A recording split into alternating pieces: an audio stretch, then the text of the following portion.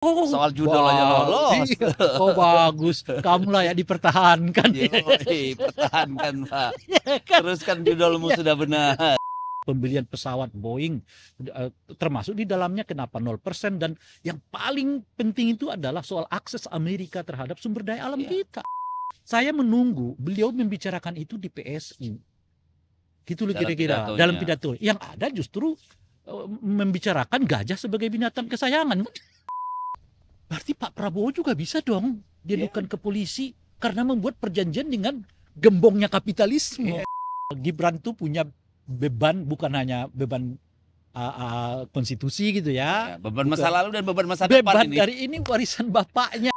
Nah, kalau di Jakarta kan masuk gorong-gorong pun bisa jadi berita kan. Bisa jadi presiden juga. Kebijakannya kapitalis. Itu yang paling. Lah kalau itu alasannya Pak Jokowi harus masuk penjara. Bagi saya ini penipuan terbesar nih, prank terbesar. Ya, harus dicek memang. Harus. Mana soliditasmu?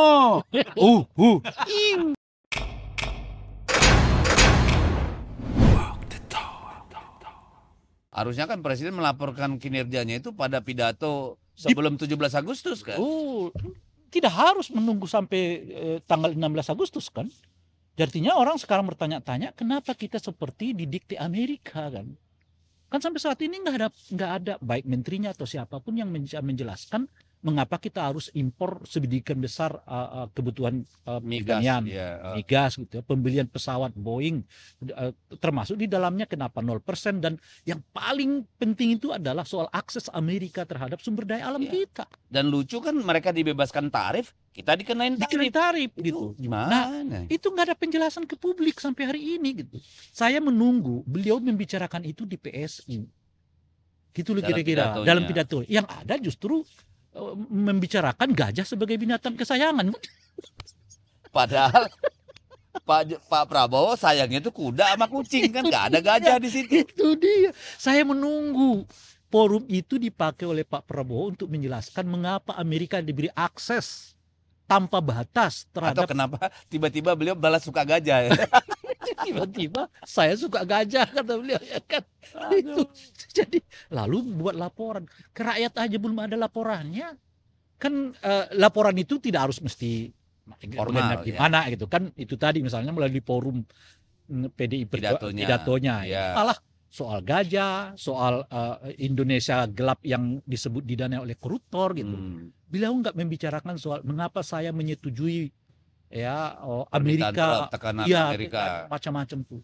Mungkin satu poin di situ, satu poin setelah ini, dan seterusnya orang jadi paham. Karena sekarang semua orang bertanya-tanya, kenapa kok kita jadi begini gitu? Ya, karena kalau dilakukan semua yang dikatakan kesepakatan dengan Trump itu, maka kita yang tadinya punya defisit 14 miliar dolar dalam perdagangan dengan Amerika, itu akan justru defisit.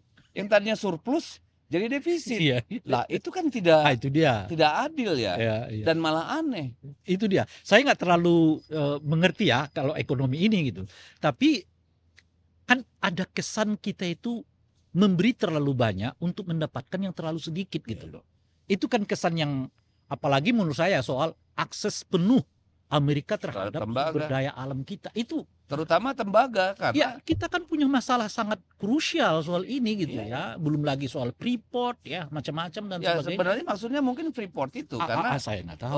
Itu kan aneh ya. Kita punya 51% ya, itu yang selalu dibanggakan oleh Jokowi misalnya, saham Freeport. Tapi yang menentukan keputusan di sana bukan dirut Freeport, tapi direktur keuangannya yang perwakilan dari Freeport. Jadi omong kosong tuh kita punya saham 51%. Setelah Trump mengatakan itu, saya cari lagi di data ini daerah-daerah yang punya tembaga di mana saja nih gitu ya kan. Punya potensi loh itu dikeruk sedemikian rupa. Karena itu tadi bagian dari perjanjian yang artinya apa ini kalau akses luar biasa, jangan-jangan mereka nggak perlu bayar royalti ke kita. Jangan-jangan yang disebut jangan-jangan hilirisasi juga nggak jalan tuh. Kalau berkenaan dengan itu gitu ya. Dan yang paling penting, ini perjanjian selamanya loh ya. Padahal Pak Prabowo itu cuma 5 tahun. Betul. Jadi kita akan menghadapi kembali tuntutan Amerika setelah Pak Prabowo katakanlah misalnya mungkin jadi beban presiden-presiden berikutnya. Dengan sendirinya. Kita harus negosiasi ulang lagi dan sebagainya gitu. Nah itu menurut saya yang perlu dijelaskan oleh Pak Prabowo terkait dengan realitas politik. Malah soal gajah, soal Indonesia gelap yang didanai oleh koruptor gitu ya. Lalu soal beliau melaporkan kinerjanya, kunjungannya kepada mantan presiden gitu. Sekarang itu ke rakyat yang penting dijelaskan. Dan banyak orang sekarang bertanya-tanya mengapa itu dilakukan oleh Pak Prabowo dan sebagainya. Itu ininya. Ya, memang. Nah, oke lah. Kita kemarin mendengar bahwa Presiden memutuskan untuk melakukan upacara 17-an di Jakarta, ya, bukan di IKN. Bagaimana Bung Rey melihat? Saya kira ada dua tuh ya. Pertama adalah memang IKN itu bukan bagian yang ada dalam kepala ya, di kepalanya Pak Prabowo. Dugaan saya ya memang istilah bahasa kerennya lah Pak Prabowo enggan deh ke sono gitu. Artinya apa gitu? Artinya nggak akan jadi jangankan prioritas di liriknya aja mungkin juga Pak Prabowo nggak terlalu sure gitu. Nah apalagi ditambah dengan urusan soal beban biaya terkait dengan semua pembangunan di IKN. Kala kita saat ini dikejar-kejar banyak sekali pembiayaan loh kan. Pembeli tambah lagi 250 triliun untuk beli migasnya Amerika dan sebagainya itu kan artinya penambahan beban fiskal kita makin tinggi sekali gitu. Dan oleh karena itu dalam bayangan saya 5 tahun ini di eranya Pak Prabowo jangan kita menganggap kita akan pindah ibu kota gitu. Nggak akan sampai ke sana gitu. Nah, artinya IKN ini akan jadi beban lah bagi kita ya, nggak akan didiami oleh siapapun itu. Nah, cuma saya memang juga berpikir daripada dia dikosongkan benar sebagai simbol yang sudah terbangun, memang ada baiknya kalau wakil presiden itu berkantor di IKN gitu. Pertama alasannya karena itu akan mendekatkan dengan dirinya ke Papua, ya kan? Karena dia kan diberi tanggung jawab bukan oleh presiden kan, oleh undang-undang untuk membangun dan mensejahterakan pembangunan di Papua. Dan kalau beliau di Kalimantan kan lebih dekat ke Papua, lebih paham dinamika luar Jawa ya. Itu satu. Nah yang kedua, kita udah mulai mentradisikan lah ya bahwa pemimpin itu tidak terpusat di dalam satu tempat. Jadi misalnya kalau Pak Jokowi di daerah barat ini, gitu ya, wakil presidennya ada di daerah timur gitu. Tapi nggak ada mall yang gede di sana. Kenapa? Nggak ada mall yang gede. Pusing nanti. Kan saya juga memang sudah pernah menyampaikan kan. Ini gini. Karena kebetulan IKN, otorita IKN itu kan mitra kita di Komisi 2. Itu anggaran untuk pemeliharaan gedung-gedung yang sudah dibangun itu 1,6 triliun per tahun. Saya pernah sampaikan dalam rapat di DPR, harusnya itu digunakan. Saya usulkan bahwa wakil presiden berkantor di sana bersama menteri terkait dengan katakan sumber daya alam, menteri menteri pertanahan kan gitu, atau katakanlah menteri kehutanan, menteri lingkungan hidup, kan gitu nih, menteri desa dan lain-lain lah, bisa berkantor di sana sehingga gedung yang sudah dibangun tuh nggak rusak dan hancur. Bayangkan uang rakyat, pajak rakyat dibakar 1,6 triliun tiap tahun hanya untuk merawat gedung-gedung yang ada di IKN itu. Gedung kosong. Nah itu yang kedua. Nah yang ketiga adalah untuk membuktikan bahwa pembangunan yang dilakukan oleh Pak Jokowi itu diteruskan oleh anaknya. Nah ini kan kesannya anaknya aja nggak mau. Padahal di sana kan dia bisa merancang-rancang AI apalah gitu kan, macam-macam. Setidaknya dia punya, artinya Gibran tuh punya beban, bukan hanya beban konstitusi gitu ya. Beban masa lalu dan beban masa depan. Beban dari ini warisan bapaknya beban gitu loh. Masa lalu, masa kini dan masa depan gitu loh. Jadi maksud saya Gibrannya justru ngajukan diri baiknya ya. Harusnya. Iya, saya di sana aja Pak Gubernur gitu ya. Gitu. Karena kan gini, dia kan sering ngeluh nih. Dia coba mendekati generasi muda segala macam dengan AI, tapi dia sendiri yang ngeluh. Saya ngomong AI itu kok malah diketawain gitu kan. Nah, kalau menurut saya, uruslah urusan yang memang bisa diurus atau bahkan yang memang diberikan tanggung jawab dan kewenangan. Misalnya soal Papua tadi. Ya, Undang-Undang Otonomi Khusus menempatkan wakil presiden sebagai kepala tim percepatan pembangunan Papua. Ya. Itu kan perintah undang-undang. Ya. Dan setelah hampir 2 minggu 3 minggu ya SK itu dikeluarkan oleh presiden, kita belum mendengarkan roadmap-nya kayak apa. Kagak, yang ada Mendagri langsung, oh udah nggak perlu berkantor di sana loh. Siapa yang bilang nggak perlu, tapi kan sebaiknya. Iya. Ya daripada lu cuma ngabisin anggaran, datang, lihat-lihat, bagi-bagi skincare, pulang. Kan nggak ada gunanya ngabisin anggaran. Kalau di sana dia bisa berdialog dengan rakyat langsung, dengan para pemerintah, kepala daerah dan sebagainya. Itu yang saya sebut, kalaupun tidak di sana ya setidaknya di IKN. Lebih dekat jalurnya gitu, ketimbang dari Jakarta ke Papua. Kan sana lebih dekat gitu. Dan secara psikologik kalau dia berada di IKN karena arahnya dekat, kan orang Papua juga merasa bahwa ada seolah-olah ya kedekatan antara wakil presiden. Dan itu sangat legitimate. Kan saya pernah bilang, Ibu Iriana itu namanya sudah Iriana. Dulu Papua kan namanya Irian Jaya. Toh secara historis keluarga ini punya kedekatan psikologis. Kan gitu nih. Pak Jokowi itu perjalanannya ke Papua hanya kalah sama perjalanan ke Jawa Tengah, apalagi waktu pemilu kemarin kan terlalu sering main-main di sana. Artinya kan Pak Jokowi sendiri punya perhatian besar terhadap Papua gitu kan. Tambah lagi ada proyek strategis nasional food estate di sana 2 juta hektar. Nggak ada itu di muka bumi itu, ada buka lahan 2 juta hektar itu kan. Ini kan penting semua. Kenapa dia reluctant, ogah? Nah itu dia. Berkantor sementara lah, nggak usah selamanya, nggak usah seterusnya, enggak. Tapi untuk jangka waktu yang diperlukan dan efektif. Cuma kan memang masalahnya ya, kalau berbicara dari kalkulasi politik, andai pun misalnya, ini andai lah ya, Gibran itu melakukan sesuatu yang luar biasa di Papua, mungkin efek politiknya nggak terlalu tinggi. Gitu. Jadi kan bukan soal efek politik. Bagi dia. Bagi dia itu diperhitungkan. Tidak menyumbang elektoral yang popularitas yang. Mungkin karena itu juga Gibran seperti tidak mau mengusulkan diri untuk berkantor di IKN. IKN sama. Iya, sebab tarikan medianya nggak terlalu tinggi. Karena dua-dua itu juga cuma menyumbang berapa, nggak sampai 10% dari total pemilih. Nah kalau di Jakarta kan masuk gorong-gorong pun bisa jadi berita kan. Bisa jadi presiden juga.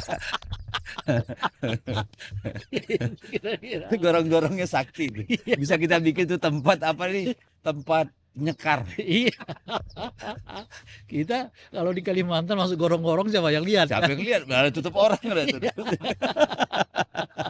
Jadi sekarang jadi lucu-lucuan. Jadi nggak bisa dari konteks itu kita bisa mungkin ya menduga kenapa Gibran juga kelihatan nggak mengajukan diri lah. Kalaupun misalnya nggak diminta oleh Pak Prabowo, setidaknya mengajukan diri, Pak Prabowo saya berkantor di IKN aja gitu ya.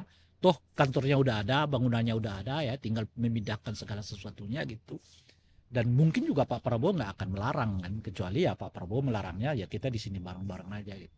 Karena menurut saya efek elektoralnya nggak begitu tinggi kalau itu dilakukan oleh oleh Gibran gitu. Dan itu tentu diperhitungkan oleh Gibran dengan baik sekali. Nah kalau kita bandingkan misalnya Pak Ma'ruf Amin, ya memang Pak Ma'ruf nggak ada lagi. Ya Pak Ma'ruf kan juga itu. Kondisi kesehatan dan umur kan kurang layak lah beliau sering tinggal di sana kan. Betul. Nah itu yang membedakan satu segi antara Pak Ma'ruf dengan Gibran. Karena bagaimanapun Gibran justru karena dia masih muda, kan kita mikir dia bisa datang ke wilayah-wilayah pedalaman, ketemu tokoh-tokoh masyarakat langsung, memahami konteks kenapa Papua sampai hari ini seperti itu. Dan mungkin bisa nanti menyampaikan masukan pada presiden. Lebih dari itu kan menurut saya ya, salah satu yang tidak terasah di dalam Gibran itu adalah soal keindonesiaan dalam pengertian kedekatan.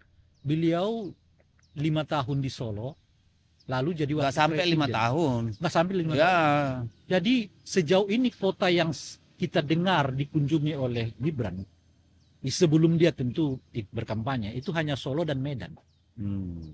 Sama Jakarta. Iya, mungkin Bung Deddy jauh lebih banyak pengalaman ke daerah-daerah. Wah, ya, pastilah. Itu dia. Padahal menurut saya membangun apa yang disebut dengan sentuhan keindonesiaan itu, ada harus keliling.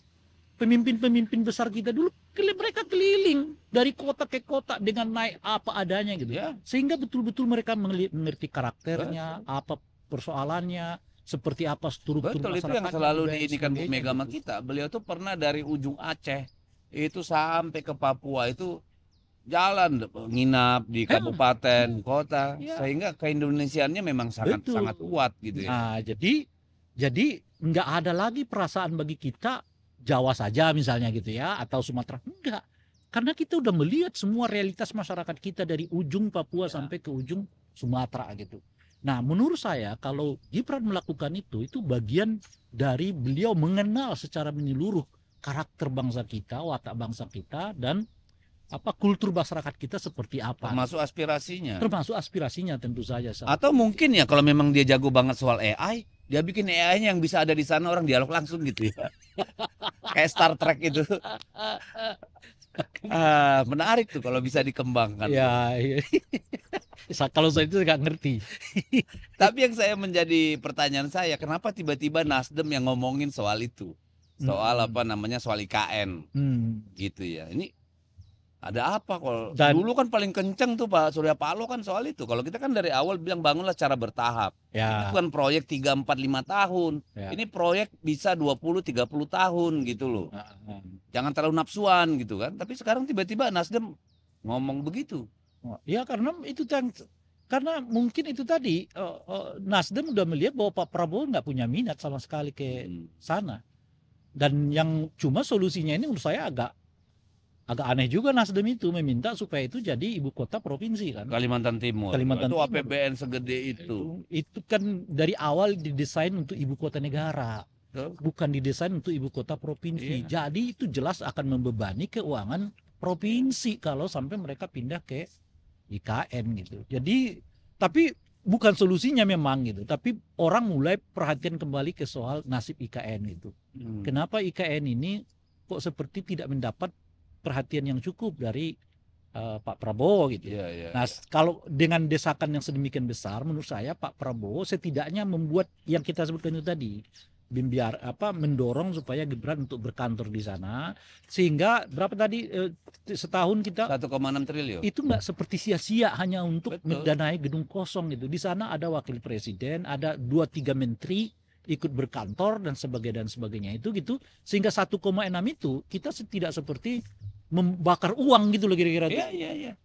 Kan itu yang alasannya kenapa dulu saya ngomongin itu kan 2 bulan yang lalu. Bukan karena kebencian atau apa, tapi kan sayang tuh uang.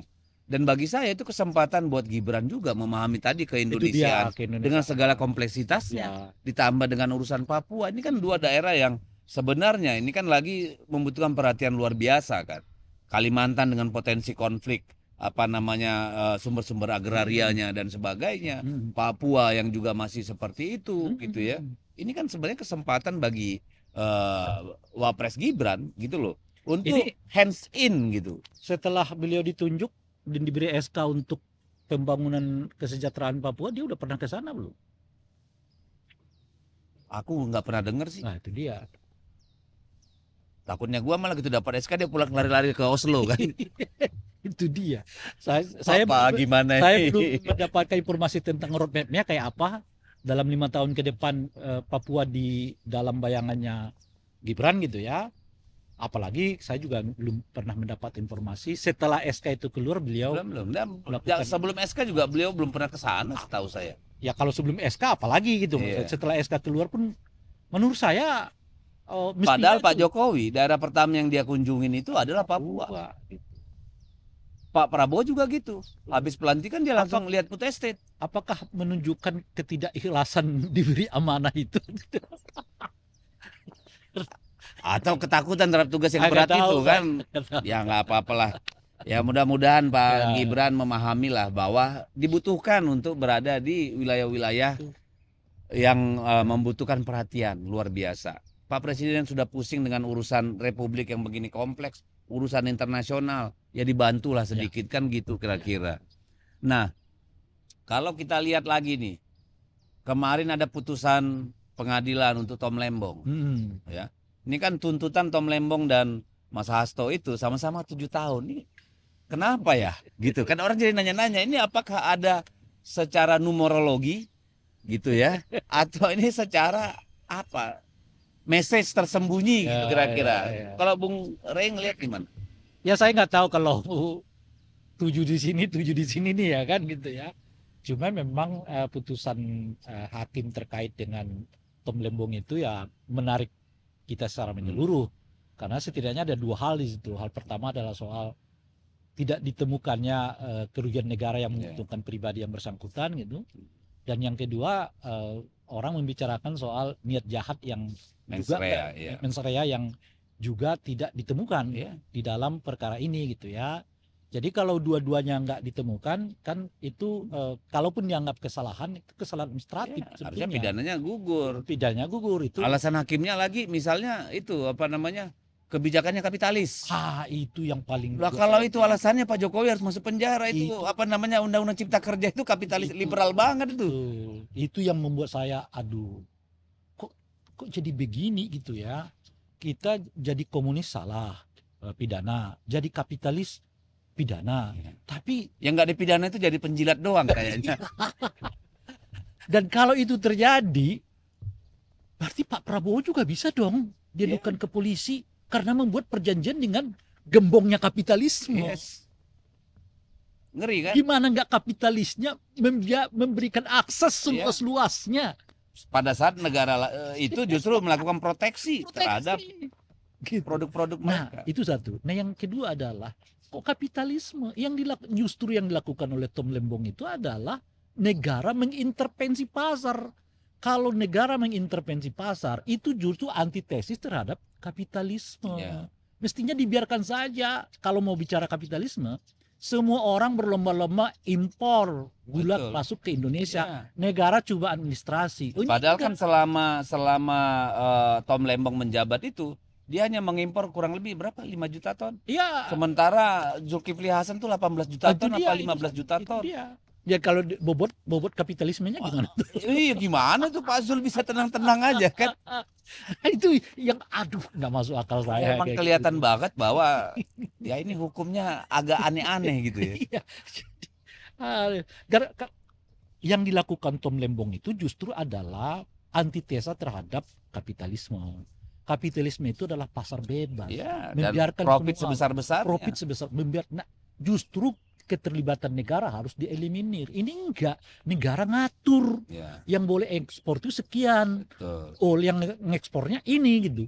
Jadi nggak ada yang disebut dengan pasar bebas di situ. Nah, justru pasar bebas itu terjadi sekarang, di mana kuota impor tidak dibatasi. Itu kapitalisme. Itu kapitalis sejati. Jadi Menteri Perdagangannya kalau harusnya Menteri Perdagangan sekarang ini masuk segera ditangkap nih. Harus segera diambil nih. Berdasarkan putusan terhadap karena kapitalistik kebijakannya. Iya, kapitalistik gitu. Emang kita tinggal kita nunggu ini soal Hasto emang. Seperti apa gitu. Ini kan memang ini kan apa namanya perkara yang aneh. Anehnya apa? Setelah 10 tahun barang ini diributkan. Tidak ada kerugian negara. Tidak ada saksi baru, tidak ada fakta baru, tidak ada informasi baru. Semua hanya daur ulang, tapi dipaksakan harus 7. Ya itu tadi 7 ini. Dan angka setan ini 7 ini. Buat saya gak terkejut itu adalah saksi faktanya adalah orang yang melakukan pendidikan, yang bikin cerita sambil ini dia reka-reka. Terus ditanya oleh pengacara, dari mana Anda dapat dari mana Anda ketahui? Dari apa yang saya rekam sendiri. Itu bagi saya tuh aneh sekali. Sejak kapan? Itu bukan terobosan ya? Bukan terlalu jelas. Dia merenung, mengkonstruksi perkara, lalu jadi saksi. Dari mana Anda dapat informasi? Ya saya bikin itu katanya. Saya saksi paksa. Amik nih KPK. Jadi, kita lihat aja lah dia akan seperti apa gitu. Ya kalau saya sih ngelihat bahwa karena ini adalah tanda kutip orderan, maka hakim akan cari jalan aman 3/4 gitu. Jadi 4,5 juga. Iya. Kalau melihat nih modusnya pada kasus Tom Lembong, maka wajar kalau kita berasumsi hakim akan cari aman. Iya, karena hakim ini kan juga manusia gitu kan. Dan KPK ini soalnya. KPK. Ngeri kita sama KPK ini. Hubungan KPK dengan hakim-hakim ini betul. Ngeri-ngeri sedap. Agak-agak Iya kan? Hati-hati hati-hati ya KPK, hati-hati. Aduh, ya kita akan lihatlah sejauh mana negara poco-poco ini kalau kata Bu Mega. Negara ini kok kayak poco-poco ya. Maju satu langkah, mundur dua langkah, maju satu langkah, mundur dua langkah. Akhirnya kan nggak pernah sampai ke tujuan ya. Setelah kita 70 tahun merdeka ya. 70 hampir 80 sekarang itu. Korea udah maju sedemikian rupa ya. Lalu India sekarang juga naik. Bahkan Pakistan saya dengar juga naik. Ya, dulu kan kita startingnya sama nih. Khususnya era perang dingin kan dengan Korea Selatan. Korea Selatan tuh udah jauh di langit. Kita dulu jauh meninggalkan Singapura, Malaysia, Vietnam, Laos, Kamboja dan hantu belau segala macam tuh. Sekarang kita tertinggal jauh sama Singapura, sama Malaysia, sama Thailand, bahkan sama Vietnam. Kamboja sekarang sedang ini. Nah, kita sedang mengalami proses deindustrialisasi. Karena terlalu banyak preman tukang pala di Republik ini, orang tutup pabrik pindah Vietnam. Di sana tanah disediakan negara, buruh disediakan negara. Di sini meskipun disebut oleh presiden angka pertumbuhan tenaga kerja kita naik ya. Angka pertumbuhan tenaga kerja bukan lapangan kerja. Lapangan kerjanya ya kita lihat sendiri kemarin ada perusahaannya yang mau mencari 10 apa 20 lowongan pekerjaan yang mendaftar 20.000 orang. Itu angka lapangan pekerjaannya tidak naik-naik, yang cari kerja membeludak. Tapi kan diklaim oleh pemerintah bahwa kemiskinan turun. Kemiskinan kita turun. Ya, turun dari bapak ke anaknya nih. Mungkin itu. Karena apa? Karena kita lihat kan situasinya memang kemampuan fiskal pemerintah kan memang rendah. Ya. Pemerintah sudah melakukan penghematan, efisiensi.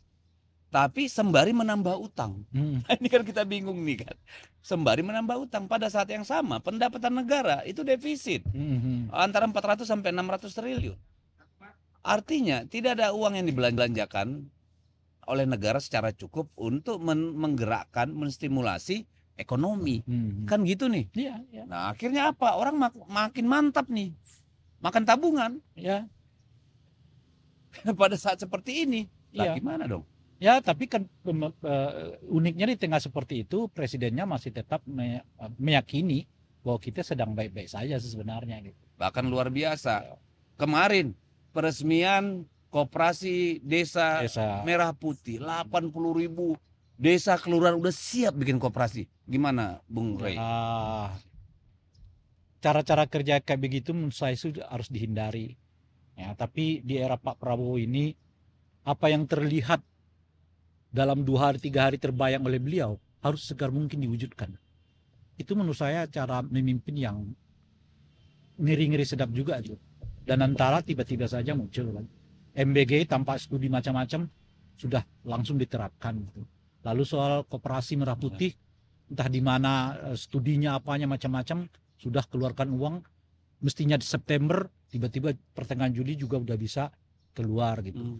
Nah, meskipun besok harinya ada berita tiba-tiba slogannya diturunkan gitu ya, barang yang ada di koperasi ditarik kayak gitu. Dan ini semua tanpa proses yang kita sebut pendalaman.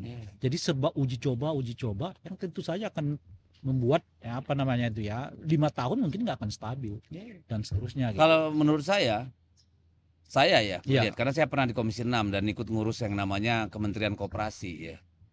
Kalau menurut saya, ini presiden harus memanggil segera Menteri Koperasi. Menurut saya, ini adalah prank terbesar dalam abad ini. Bahwa sudah siap 80.000 koperasi, desa dan kelurahan. Bagi saya ini penipuan terbesar, nih prank terbesar. Ya, harus dicek memang. Harus dicek betul. Fisiknya harus ada. Harus ada, karena logikanya begini ya.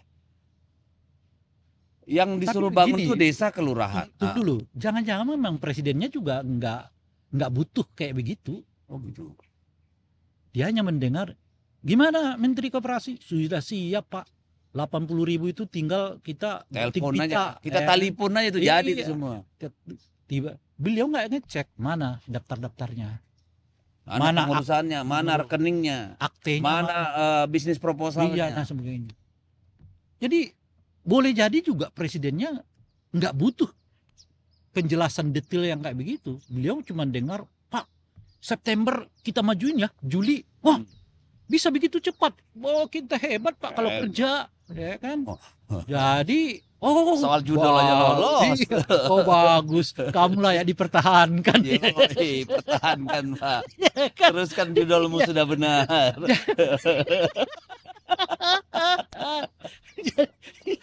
Konoha.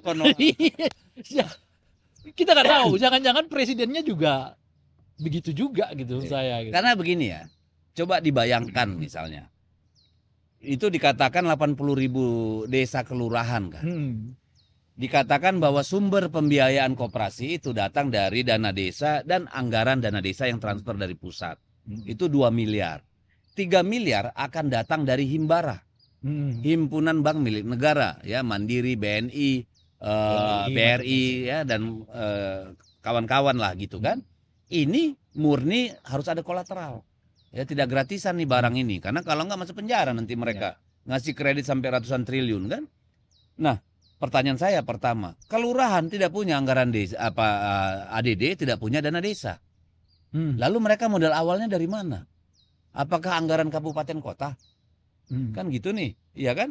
Lalu dia tidak punya yang namanya katakanlah apa itu, tanah bengkok atau apa aset desa. Ya kan, kelurahan tuh nggak punya aset Pak, karena dia adalah struktur di bawah pemerintahan kabupaten kota kan gitu nih, nggak punya dia itu aset itu. Bagaimana mungkin di kelurahan sudah terbentuk? Kan bingung kita, ya, gimana caranya gitu loh. Nah, saya cek nih ke dapil saya, udah ada belum koperasinya? Koperasi apa Bang? Katanya, kita cuma disuruh kasih arahan gini gitu. Iya kan? Atau boleh jadi juga untuk laporan bahwa seolah-olah ada, dibuat 34 desa. Ada di 34 desa, foto fisiknya macam-macam kan selesai. Nah itu yang saya sebut tadi, jangan-jangan memang Pak Prabowo juga sukanya itu laporannya beres gitu loh. Saya juga ya. Iya. Apakah sebenarnya beres? Nggak penting juga mungkin bagi Pak Prabowo ya kan. Jangan-jangan memang Menteri Koperasinya nggak pernah dipanggil Presiden juga untuk membicarakan ini. Cuma dengar beres, oh beres ya. Karena takut juga mungkin Presiden ketemu menterinya masih bermasalah ini. Masih disebut-sebut menerima dalam kardus setoran itu kan. Oke, jadi memang agak membingungkan ya kalau menurut saya. Dan saya dengar juga banyak kepala desa mulai menolak. Karena apa? Mereka disuruh bertanggung jawab kalau ya bisnis itu ya yang katanya koperasi itu tidak berhasil. Loh, urusannya apa? Dikaji kagak, disuruh tanggung jawab. Pakai dananya juga. Iya kan? Iya. Ini padahal Danantaran nggak begitu tuh. BUMN nggak begitu. Danantara lebih keren lagi. Kan menteri ngapain juga nggak bisa dituntut. Nah, itu dia. Menteri BUMN-nya kan juga nggak bisa diseret-seret kalau BUMN-nya gagal.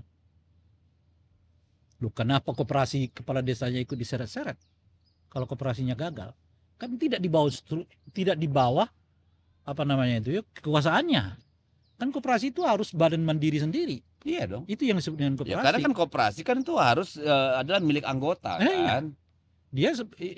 Dia itu ya idenya di mana-mana yang namanya koperasi itu kan adalah badan otonom kan. Betul. Bukan bagian dari kekuasaan. Iya. Dan yang menentukan kan rapat anggota. Betul. Ya. Nah, ini yang saya nggak kebayang itu gimana, bener nggak ini bisa tercapai, bener nggak ini ada barangnya gitu loh. Yang koperasi ini. Koperasi ini. Ya itu benar. Pertanyaannya karena target September bisa ya, Juli. Itu seperti apa sih? Mungkin karena dengar-dengar mau ada reshuffle Agustus kali ya. Dia seorang Juli.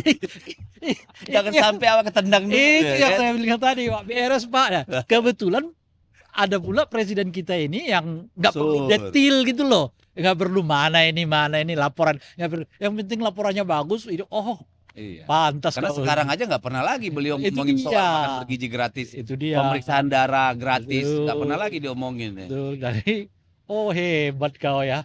Target September bisa bulan Juli. Kamu layak aman kau, aman. Aduh. Dan itu dipidatokan oleh beliau kan? Iya.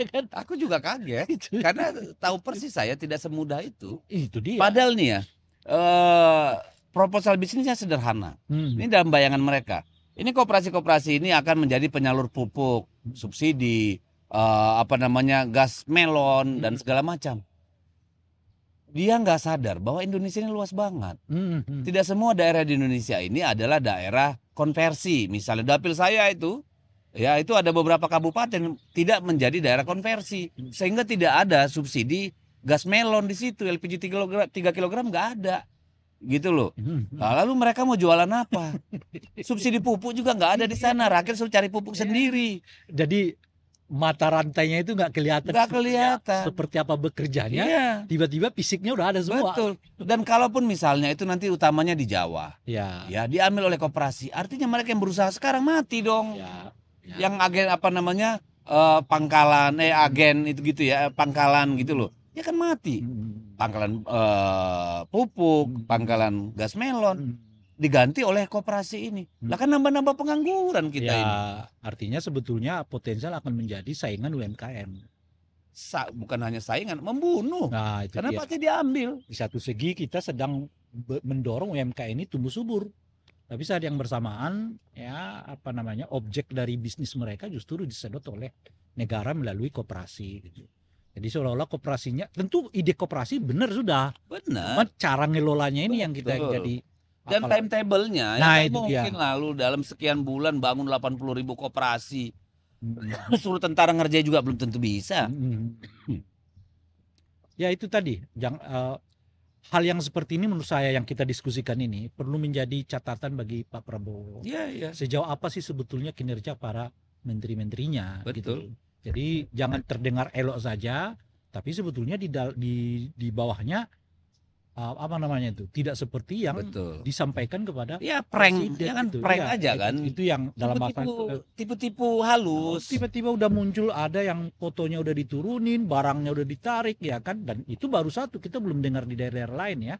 Dan jangan pula nanti presiden mengatakan itu kan cuma 0, sekian persen gitu. Dari 80.000. Dari 80.000 nanti jadi pembiasaan, orang makin makin merasa nggak ada pengawalan nih, nggak ada bisa ditipu kok pimpinan kita. Presiden justru seperti melegitimasi ini, ya kan, berbagai persoalan ini jangan sampai, justru pengetatan yang harus dilakukan oleh presiden. Kan ngeceknya mudah, mana aktenya satu ya kan, mana ininya, nomor rekeningnya benar nggak dananya udah masuk di rekening. Dan belum lagi kepengurusan dan sebagainya. Padahal kita juga dulu mendengar tuh banyak orang yang tiba-tiba setelah mendengar cerita koperasi ini mundur dengan sendirinya gitu ya, karena nggak masuk akal dia juga gitu ya, dia mundur dan sebagainya gitu. Nah ini yang mungkin yang perlu kita sampaikan kepada Pak Prabowo gitu. Jadi jangan asal, istilah kita dulu tuh asal bapak senang ya. Kan? Jangan gampang sur lah. Jangan gampang sur gitu. Nah padahal ya orang tentu siapapun ya menurut saya pasti akan membuat laporan-laporan yang bagaimana mungkin supaya yang diberi laporan ini menyenangkan gitu dan sebagainya gitu. Oke, terakhir soal namanya Satgas PKH Garuda, penertiban kawasan hutan. Ada 11.000 petani lebih yang katanya mengambil lahan Taman Nasional di Riau sana. Ya, kalau dihitung-hitung sekitar 5 hektar per kakak gitu ya. Itu dianggap melanggar hukum dengan mengambil kawasan Taman Nasional. Meskipun banyak yang sudah punya sertifikat, dulunya belum dimasukkan dalam wilayah hutan, ada proses jual beli dengan masyarakat setempat gitu ya. Dan mereka sudah puluhan tahun ada di sana. Tiba-tiba negara mengambil, bukan untuk dihutankan kembali, tapi diserahkan pada yang namanya Agrinas. Ini kalau saya sih ngelihat kejam banget ya sama rakyat kita ya gitu loh. Mbok dicari dulu jalan keluarnya. Kalau Bung Rey melihatnya gimana? Tapi itu agak berbeda juga dengan kejadian yang seingat saya di Kediri atau di mana itu ya, menurut saya. Di mana wakil presiden justru meminta Menteri Kehutanan agar segera memberi sertifikat terhadap mereka yang sudah lama berdiam diri di kawasan hutan lindung kan. Oh ada gitunya? Ada kan, yang presiden kan ada videonya yang wakil presiden langsung kontak Menteri Hutan ini ya. Untuk supaya masyarakat yang sudah menduduki kawasan hutan lindung disertifikasi. Pak Gibran, tolong segera ke Riau. Kayaknya perlu telepon juga nih. Iya. Pasti dikagumi rakyat nih. Sehingga saya ada yang videonya tuh kan telepon langsung Lalu di media sosialnya Menteri Kehutanan ditunjukin juga. Seminggu setelah itu sudah pemberian sertifikat resmi gitu. Wah, ya rakyat TNTN yang tinggal di TNTN silakan bertemu dengan wakil presiden, siapa tahu bisa kayak di Kediri. Itu hutan lindung atau taman nasional saya lupa gitu. Tapi kasusnya kurang lebih sama. Bahwa tanah itu memang diklaim negara menjadi milik negara, tapi warga sudah turun-temurun tinggal di dalam daerah itu dan sebagainya. Dan sudah lama diperjuangkan supaya mereka dikasih oleh negara lah sertifikasi macam-macam. Nah disitulah kemudian seingat saya wakil presiden telepon kepada Menteri Kehutanan dengan seminggu setelah itu Menteri Kehutanan sudah langsung membawa sertifikat. Jangan-jangan tuh ngambilnya di Pramuka tuh sertifikat. Tahu saya. Masa ada sertifikat selesai seminggu? Nggak pengukuran dulu, nggak ini dulu. Apa mungkin 1 minggu selesai sertifikat? Saya tidak tahu seperti apa prosesnya gitu. Tapi saya mau menjelaskan cerita ini. Kalau kita sandingkan dengan kasus yang di Riau. Itu kan kurang lebih hampir sama. Betul. Peristiwanya gitu. Tapi memang disitulah kejamnya negara kita ini ya. Karena apa? Kalau untuk korporasi, ya kalau untuk pejabat kayak tadi kasus wakil presiden, itu bisa dapat diskresi. Rakyat enggak. Justru pada saat tingkat pengangguran kita cukup tinggi, sekarang rakyat dibikin nganggur. Sekarang anak-anak yang ditinggal di sana itu belajarnya di lapangan tanah terbuka karena sekolah tidak boleh lagi dipakai karena dianggap tuh kawasan hutan. Ya. Setega itu kita sama rakyat sendiri gitu loh. Ya mestinya harus ada solusi. Nah salah satu solusinya itu kan seperti yang dilakukan oleh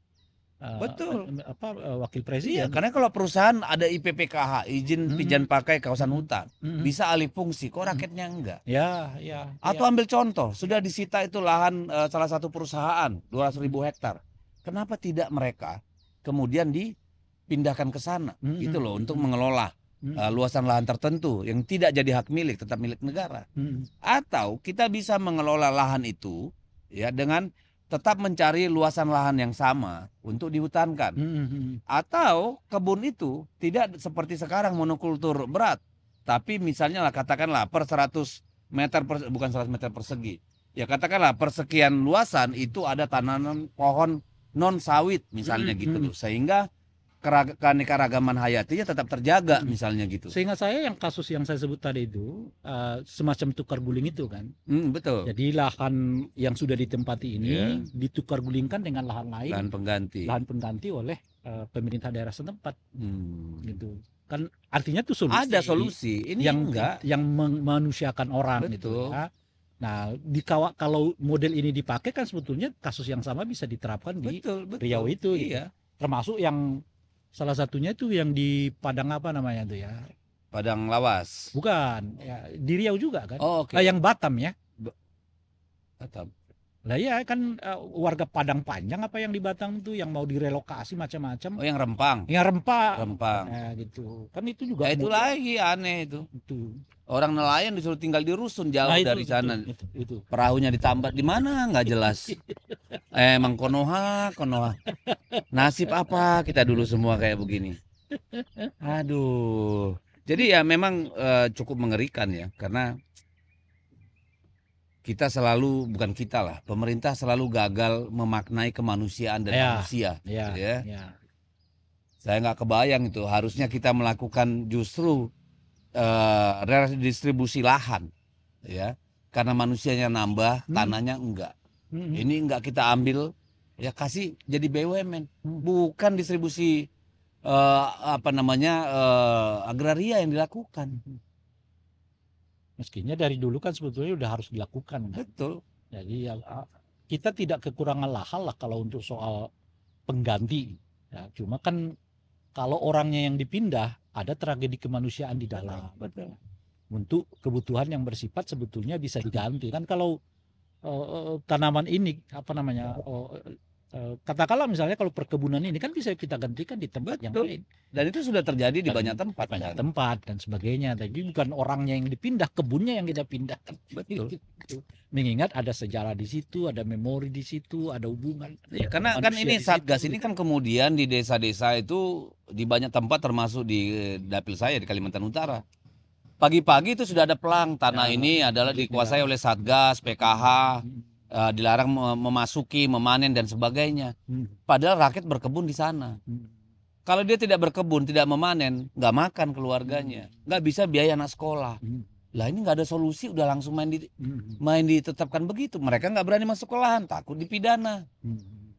Harusnya kan ada duduk bersama dulu gitu loh. Gimana solusinya? Iya dong. Ini kan kebijakan baru ya. Iya. Bukan kebijakan baru sih, tindakan baru. Ya kan sebenarnya. Tapi kan itu negara. Negara itu kan nggak perlu menguasai.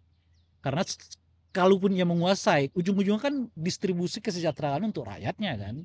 Itu tujuannya. Loh, rakyatnya digusur, dikuasai negara, yang kita nggak tahu juga itu dikuasai buat apa. Jadi ya. Gitu. Misalnya kalau dioper alih menjadi perkebunan, tujuannya untuk kemanusiaan. Itu juga, iya. Dan sebagainya gitu. Oke, terakhir. Setuju nggak Bung Rocky lagi? Setuju nggak Bung Rey kalau Gibran mimpin upacara 17-an di IKN? Ada yang bertanya nih.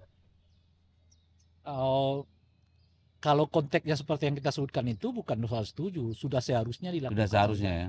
Jadi satu di Jakarta, satu di IKN. Sana bersama OIKN ya, ada 500-an orang tuh. Jadi apa namanya itu ya, sudah seharusnya Gibran ke sana memimpin upacara 17 Agustus gitu ya, presiden yang di sini. Ya. Ya, jadi ada dua upacara yang kita lakukan yang katakanlah menyedot perhatian, satu di Jakarta, satu di IKN. Betul. Dan sekaligus untuk mulai membiasakan lah bahwa di IKN itu akan ada perayaan 17 Agustus ya kan. Dan mungkin bisa mengundang Pak Jokowi juga ke sana kan untuk melihat progres yang terjadi di IKN kan. Bisa juga. Jadi boleh jadi pimpinan DPR juga sebagainya. Betul. Ya, misalnya Pak Dasko ikut ke sana gitu ya kan. Sekalian melihat progres kan. Dan sebagainya gitu. Jadi saya kira itu ide bagus ya. Ide bagus, tentu sangat tergantung pada Gibrannya sendiri. Iya. Apalagi kalau Menkeu diajak ke sana kan, lihat nih loh hasilnya APBN kita, pajak rakyat itu udah jadi ini gitu. Jadi jangan pelit-pelit kan kira-kira gitu. Jadi untuk tetap mengingatkan orang bahwa kita masih punya IKN. Iya. Jadi ini kalau tidak ada kegiatan apa-apa di IKN, yang diingat orang tuh pemerintahan yang baru-baru ini kan. Iya. Tumbuh suburnya prostitusi dia lah. Kan dibantai itu sama kepala IKN. Katanya nggak benar. Iya. Nanti tunggu deh, ada yang akan membahas itu bahwa di sana memang terorganisir dengan baik. Karena kan orang-orang yang tinggal di tengah hutan itu juga akan butuh penyaluran katanya gitu loh. Minimal membuka lapangan kerja di sana lah. Bukan kita setuju, tapi laporan investigasi media nggak bisa dibantah dengan cuma mengatakan nggak ada. Nggak ada, iya. Emang dikira semua orang anak cici kan gitu kan. Oke, mohon maaf kalau ada yang nggak berkenan dengan diskusi kami. Tinggal skip videonya. Silakan tonton video yang mana soliditasmu? Thank you bos. Sama-sama.